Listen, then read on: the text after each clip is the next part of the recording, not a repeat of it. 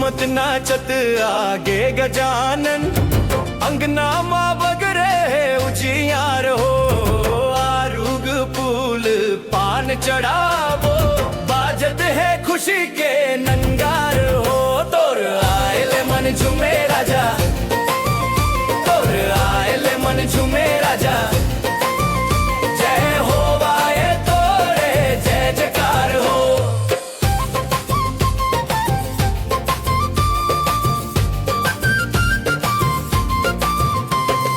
सुपाकस कान तोर लंबी सूंड वाला, मूसा के सवारी करे गौरा के तुलाला।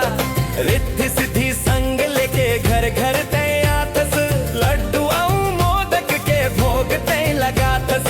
सबो झन के दुख हर ले गजानन, कर दे बे सबके उद्धार हो।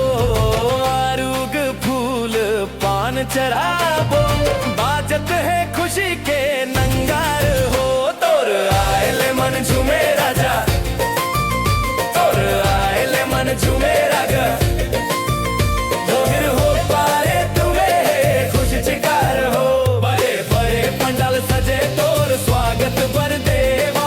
गाँव गाँव शहर शहर सब करत है तोर सेवा। डीजे बाजा के धुन माँ झूम झूम नाचे संगी, भक्ति के रंग माँ सब हो गए है आज रंगी। तोर कृपा सब ऊपर बना रखबे, दे देबे सुख के बहार हो।